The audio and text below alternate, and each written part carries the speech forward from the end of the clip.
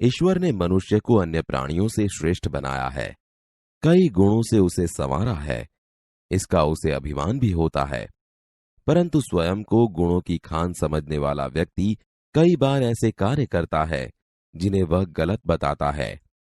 कथनी और करनी में अंतर के ऐसे कई उदाहरण रोज देखने में आते हैं। बस्ती के बीच सरकार ने पार्क बनाने की जगह छोड़ रखी थी।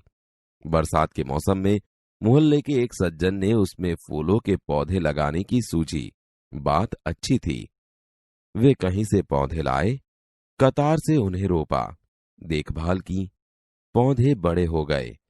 कुछ दिनों बाद फूल खिलने लगे। पार्क अच्छा लगने लगा।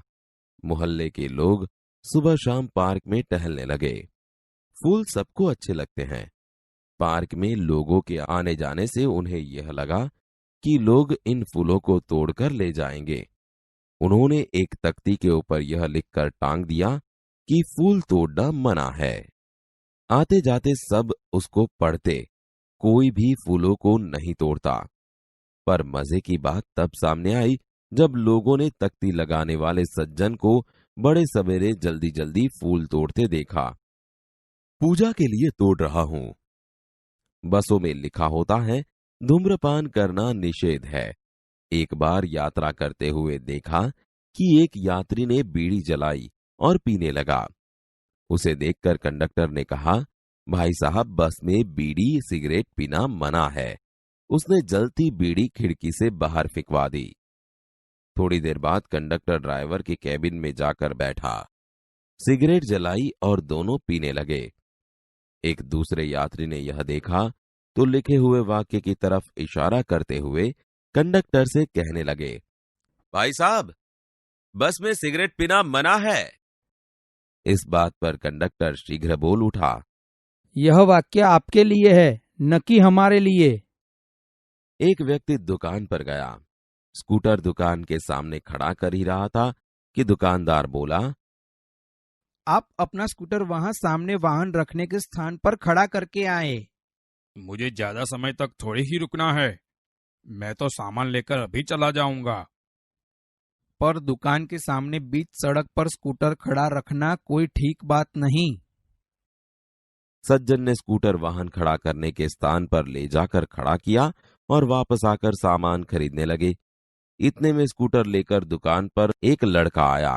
स्कूटर दुकान के सामने खड़ा करके वह दुकान के अंदर चला गया। आपने इसे मना नहीं किया? यह तो मेरा बेटा है। कुछ लोग ऐसे भी होते हैं जो आदर्श की बातें करते हैं, लेकिन जब उन्हें अपनाना पड़े तो वे आदर्श भूल जाते हैं। एक दिन एक सज्जन के घर उनके मित्र मिलने आए। दोनों मित्र बातचीत में मग्न थे कि किसी ने दरवाजा खटखटाया।